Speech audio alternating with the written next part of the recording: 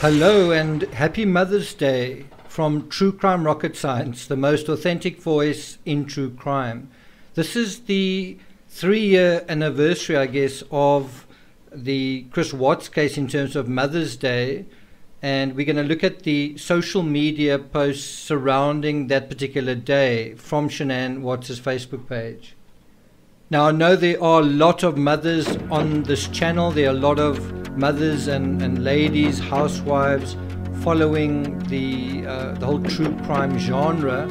So I just want to wish all of you well. Mothers are very special in the world, and they're very special in terms of this genre as well.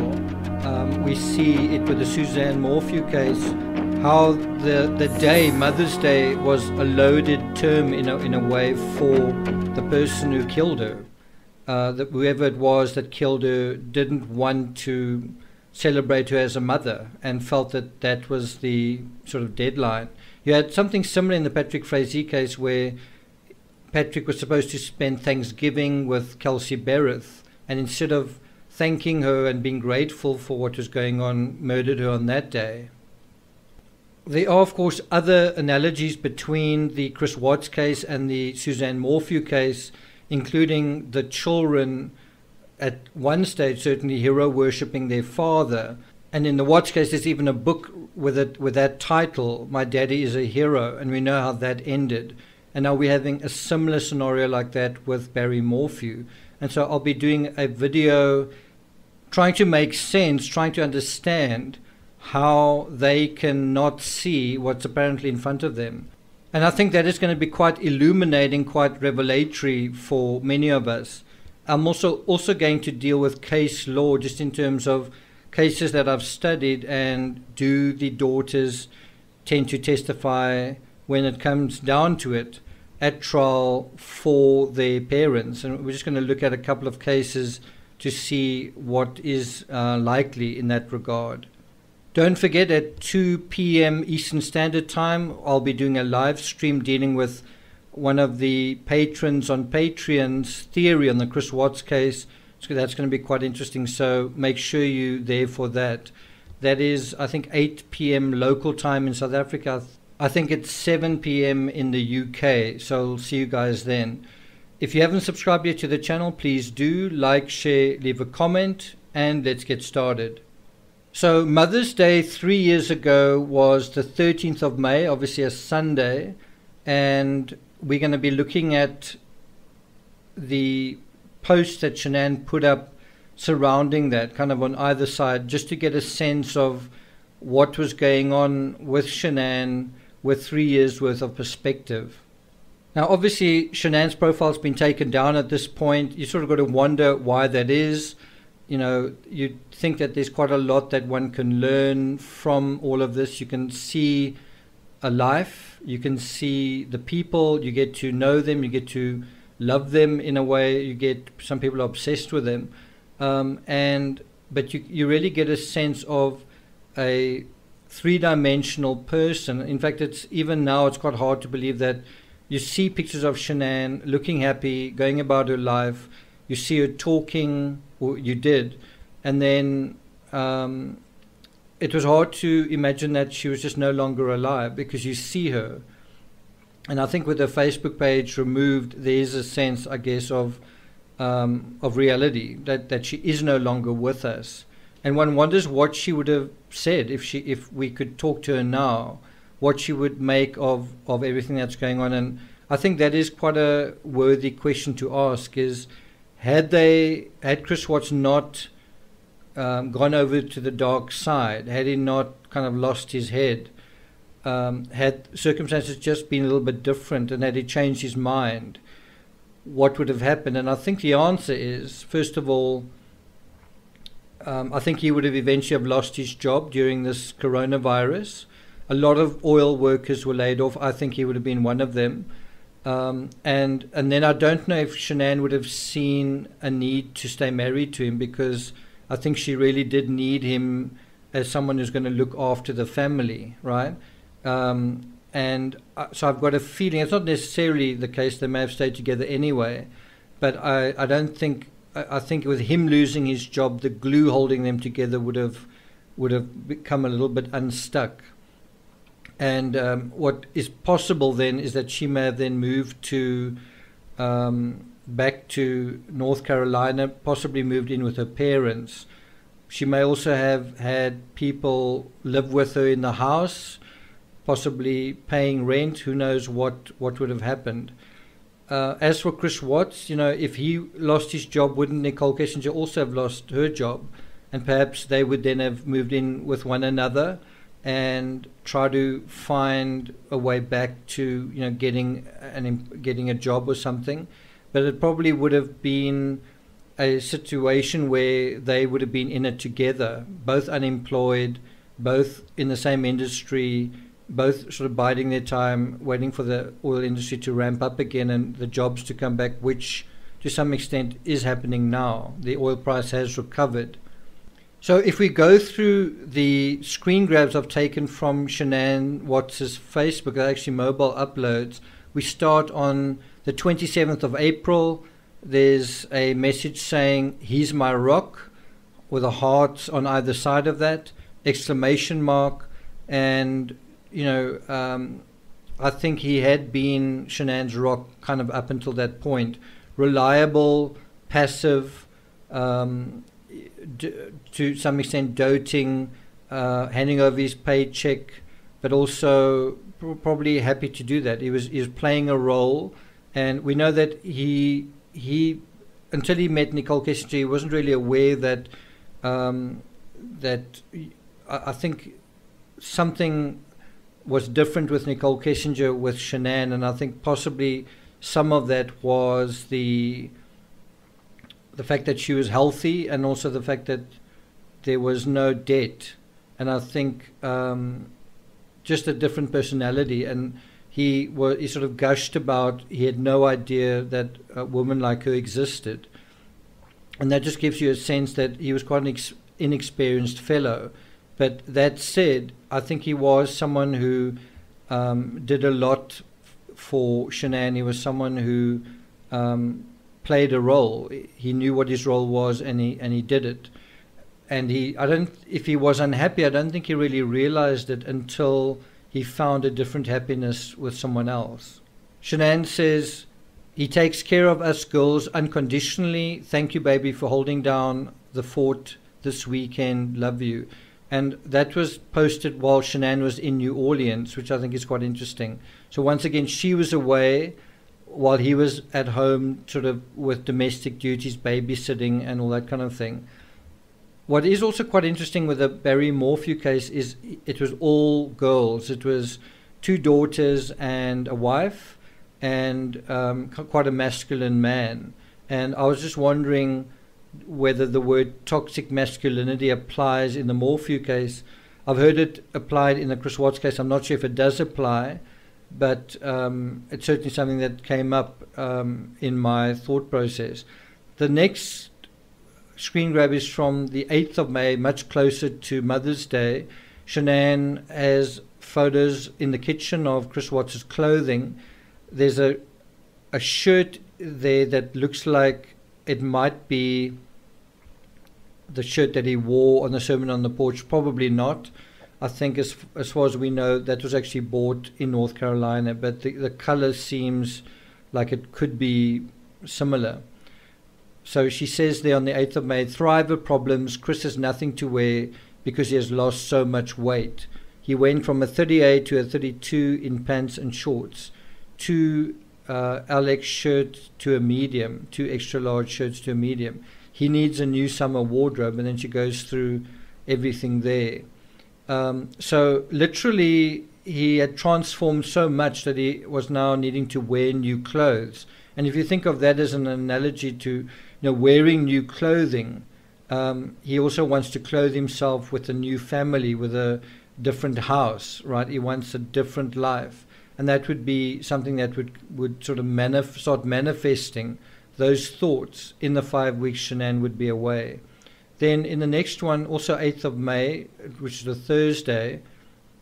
Sorry, it wasn't a Thursday. I think it was a Tuesday.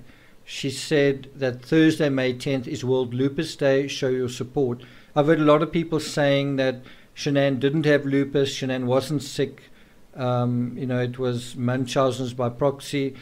I don't really like those discussions because it's not as important whether she had it or not. It's important that what her reality was. In other words, the fact that she felt that she was sick, the fact that she experienced whatever she experienced, meant that the bottom line is that she felt anxiety.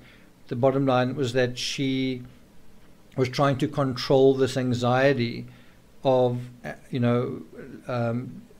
health that was unreliable.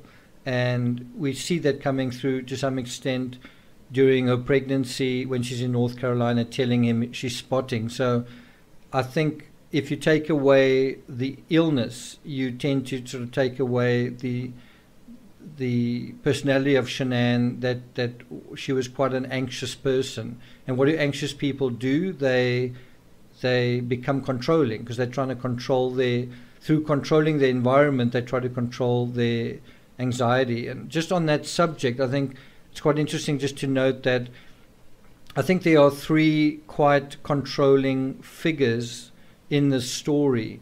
And I know there's some people who think I'm a misogynist, so if you observe something that's not positive, so you see something and then you take note of it, that makes you misogynist. So I guess if you see something with a man that's not positive, then you, whatever that is. In any event, I'm going to say it anyway. So there are three mother figures in the story, in the Chris Watts story, that all seem to be quite controlling, overbearing figures. And I don't think controlling people get along very well with other controlling figures. Controlling people get along better with passive people, and passive people get along better with other passive people, such as Chris Watts and his father. The other point to make, which is the counter to the controlling ladies, are the passive men. I think there are also, in terms of the father figures in the story, I think there are also three passive men. And I think it's a problem both ways. I think the men, all three men, were probably too passive in their roles, and the women were too controlling in their roles. And I think there needed to be less control and less passivity, right? And if you dispute that, if you think that's the wrong assessment, think about it in the Chris Watts case. Do you think it's wrong to say that Shan'ann perhaps should have been less controlling, and Chris Watts should have been less passive, right? Shan'ann wanting to hold on to a marriage, in his mind, created a situation where he had to force a divorce, if you want to put it that way, to put it mildly. But on the other hand, Chris Watts needed to be less passive. He needed to stand up and say, you know what, I'm not happy, I'm actually having an affair, whatever. And because he was so passive, he was really afraid of Shan'ann. And that was something he needed to sort out himself. Then on the 9th of May, Shan'ann posted, 26 or 28 months I've earned my auto bonus from Lavelle. 26 months I've received $800 a month for my car. That's enough for me to pay my car payment, car insurance, gas, and put the rest aside for anything. Today I had to replace 2 tires and my auto bonus paid for them. Feeling blessed. Car payment is second highest household expense. My company pays for it. My Lavelle Life hashtag. Checked out the Alex 470 for Chris. And, someone else says that it's so awesome to have our cars paid for by Lavelle. Well, what ultimately happened to that card, it was given back. So, when Shan'ann died, it wasn't as though the car stayed with Chris Watts or that they could get the money for it. It wasn't an asset, right? That's the point. It wasn't an asset. And this is, to me, a little bit of hubris, saying that we're going to get another Lexus when they couldn't actually afford the house that they were living in. And they certainly couldn't afford to buy a new car.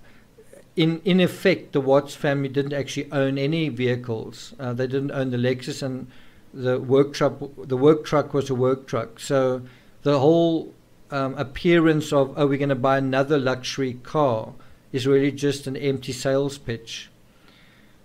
Then in the next slide, from the 10th of May, this is World Lupus Day, Shan'ann posted at 7:30 a.m. She says, I'm showered, dressed, kids off to school, laundry started and dishes cleaned. Now to clean out the kids' closets and take out the winter clothes and fill them with summer. I already started packing for our 6-week trip to North Carolina. I think the other thing that's quite interesting with the Chris Watts case was this transition from marriage to divorce, marriage to affair, having a child to wanting an abortion, all of that took place at the same time that the seasons were changing from essentially winter or spring to summer. So there was this seasonal transition, and as summer was burgeoning and sort of pulling on its clothing, so to speak, new clothing, as the season was changing, the season of the Watts marriage was also changing.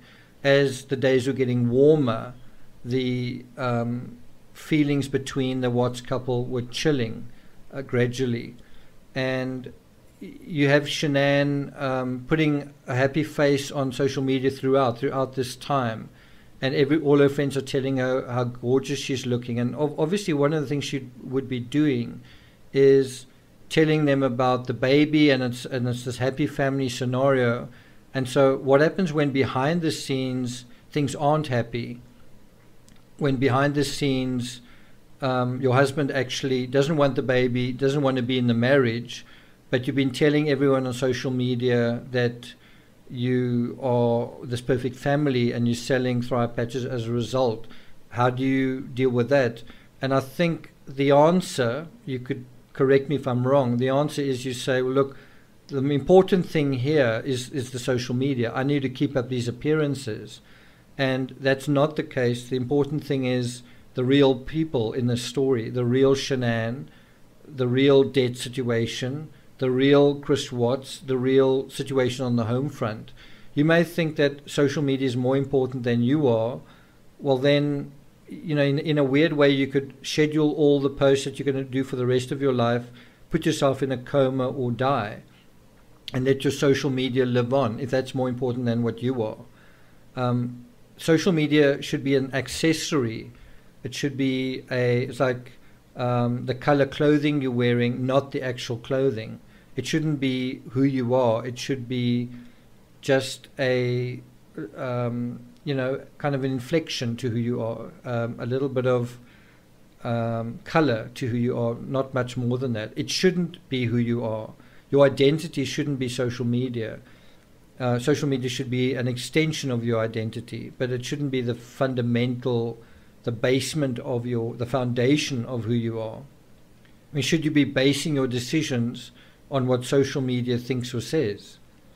Then the next one, the 10th of May, 2018, so that was World Lupus Day, and Shan'ann wrote #WearPurple, Bella picked out my other shirt, #someone you know has lupus, and so on and so on. So, you know, Shan'ann had been talking about lupus for years, not just here, and everyone around her knew about the lupus. So the idea that it wasn't actually real, I think, is a little bit disconnected with what was going on. Everyone around her knew it. It is something that is missing from the autopsy, that she wasn't diagnosed with it, but like cancer, lupus can go into remission. Then on the 11th of May, this was 2 days before Mother's Day, Shan'ann wrote, #running around like a boss today. I love feeling accomplished. Before Thrive, I always wished I had more time in the day to do things. Now I run out of things to do and clean. And so I'm not quite sure what she means by I love feeling accomplished. I don't know if that's, you know, household chores, I don't know whether she'd signed up people to thrive or whatever, but obviously at this point, Shan'ann seems to feel she's where she wants to be. Well, that's certainly what she's projecting on social media, and it certainly looks good. It's she's dressed well, she's neat, she's looking, made up, and looks like a good mom, looks like a happy wife. And it's very hard to imagine that literally, June, July, August, 3 months later, it would all be over. And so the very next picture is of Chris Watts washing the dishes in the kitchen. 12th of May, he's kind of got quite a what's the word? He's got quite a forced smile going on there. I don't know whether something was written there, and perhaps Chris Watts was tagged there, and because he deleted his Facebook, it was then removed. But there's nothing written there. It's just a picture of him. And you can see he's quite muscular there, and one sort of wonders what was going on with Nicole Kessinger at this point. And what I believe was going on was he was seeing her, he was maybe thinking of her, but they hadn't actually made contact in a real sense. There may have been the odd glance or smile, but nothing was really manifesting. I could be wrong. I do think part of the incentive to lose the weight was seeing her notice him, perhaps a comment from her saying looking good or whatever, and that probably was something that was going on. But whether there was actually physical contact between them, much conversation, is difficult to say. I would guess no. That their affair really kicked off properly around about the time that they went to San Diego, just before that. So, a few days or weeks from this point onwards. Then the very next picture is on the 12th of May. Shan'ann, this is the day before Mother's Day. Happy Mother's Day to the best mom ever. You have taught me so much. You taught me to be strong, independent, and a go-getter. You taught me how to be an amazing mom and wife. I love you and hope you have an amazing day. And so, you can look at those words and kind of analyze them. I'm not actually going to do that here. I also think that you can talk about certain things about when Shan'ann was in North Carolina for 5 weeks, especially in the last 2 weeks. Did she confide in her mother that what was going on with Chris Watts? Did they know? Did they know that he didn't want the baby? And, that's a separate conversation. This statement here seems to suggest a close mother and daughter relationship.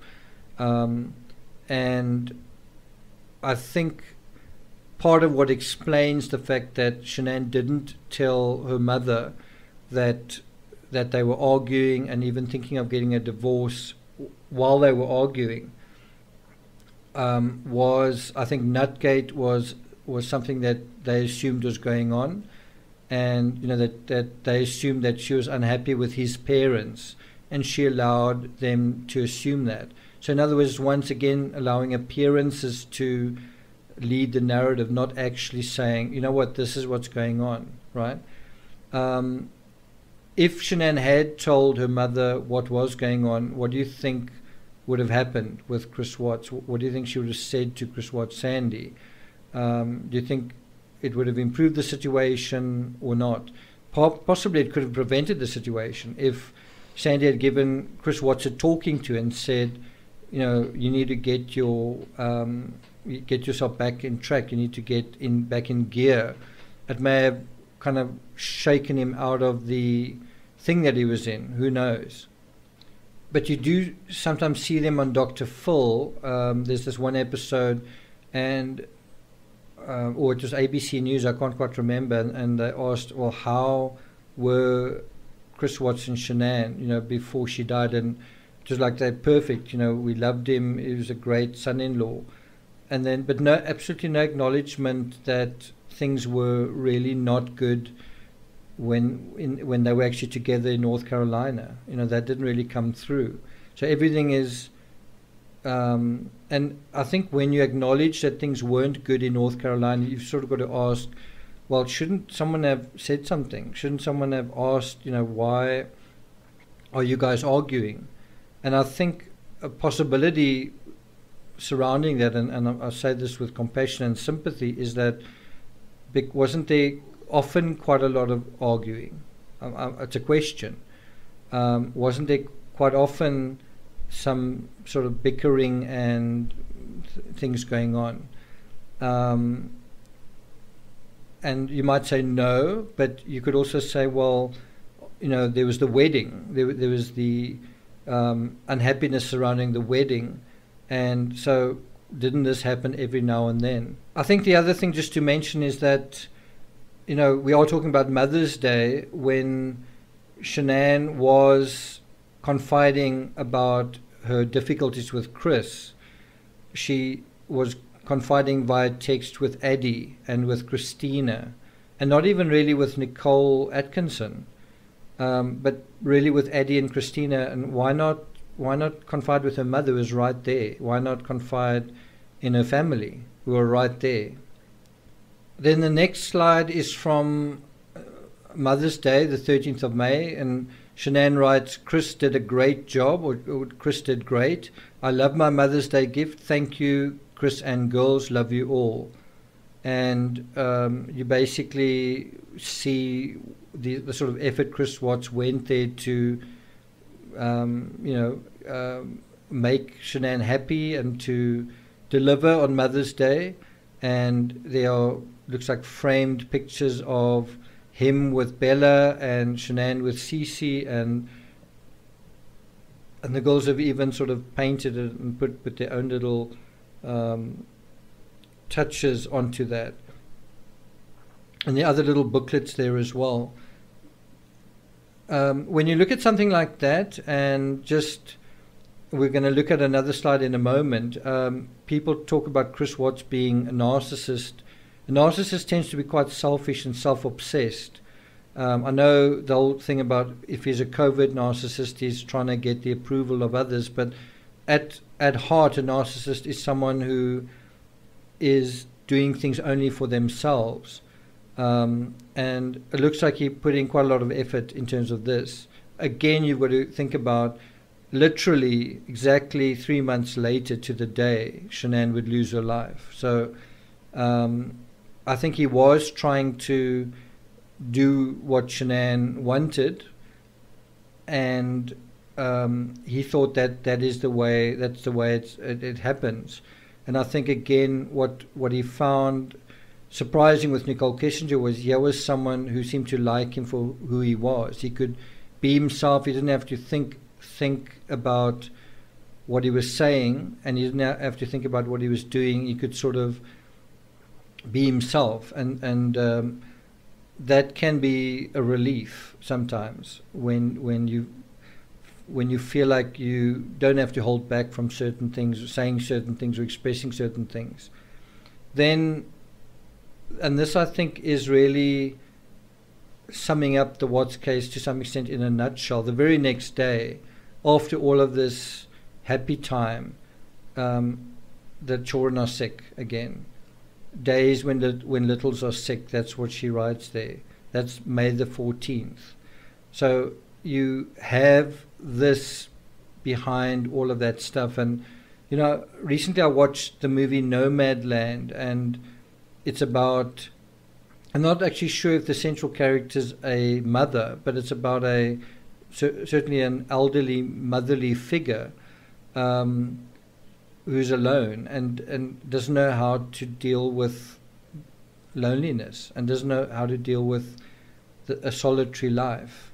And it's I think a kind of a common theme. In any event, here you have the flip side to everything that's so good.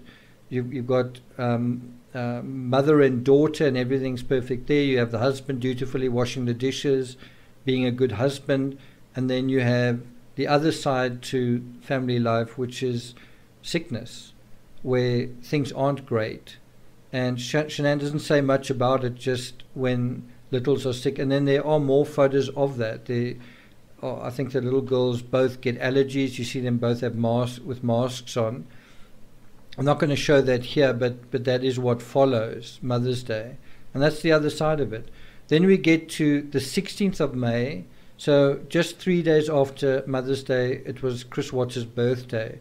And you see this collage of photos of Shan'ann with her husband. There are no children in any of those images. So it's Shan'ann is it Punta Cana with Chris.